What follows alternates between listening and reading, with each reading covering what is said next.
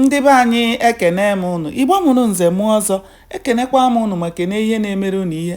Anyị ka nọkwa n'akwụkwọ a bụ ihe onye metere. Cheta na ebe anyị kwụsịrị bụ ebe nwoke ọnwụ ha gburu mma tiri ndị dagburu mkpu na nwoke ahụ ọzọ uru agwụ na-ekwu maka ya egbukwala ya.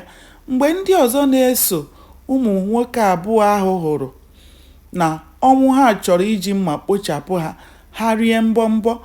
Oge ọnwụ ha hụrụ na ndị ahụ bịara ịza ọzọ uru agwụ mkpu oku agbaghachiela azụ, ọ hapụrụ akụkụ ọnụ ụzọ ebe ahụ o zoro maba n'ọba ọzọ uru agwụ, rịa elu nnukwu ukwu osisi ọha dị n'ime ọba ahụ. N'anyasị ahụ, gaa n'elu ya zoo, n'ihi na ọ maara na ọ kachie ntị nọrọkwa ebe ahụ ọ nọrọ gbu mmadụ abụọ ahụ mma na aka ga-akpara ya. Ọzọ uru agwụ na Nzeka ekweghịkwa esi n'ụlọ ebe ahụ ha nọ apụta, n'ihi na ha amaghị ebe agwọ abalị dowere isi.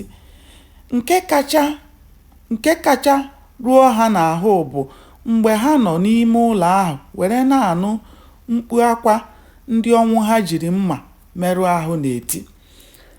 Eze nchi fogodo otu, ọ ga-ejiriri ya na-ata nri, n'ihi na dimkpa ejighị etito toro ya n'ike eme ngara.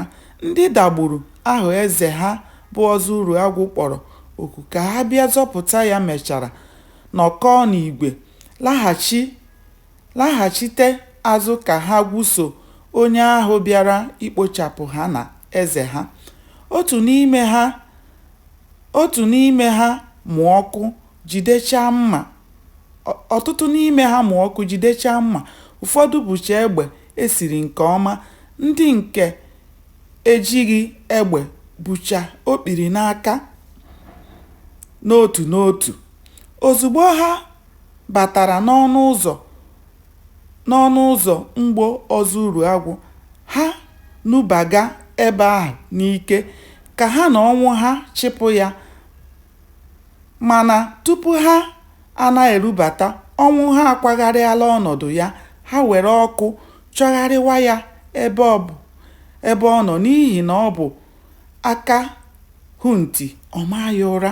Ọtụtụ n'ime ha na-achọgharị ya na mbara ezi eze ọzọ uru agwụ.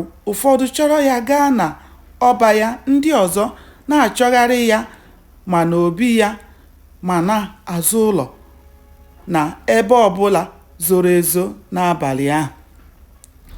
Oge ọzọ uru agwụ chọpụtara na ndị obodo ya ejupụtara na be ya, o were nwayọọ meghee ụzọ were ọfọ ya pụta, gwa Nzeka ka ọ nọdụ n'ime ụlọ hapụ iso ya pụta.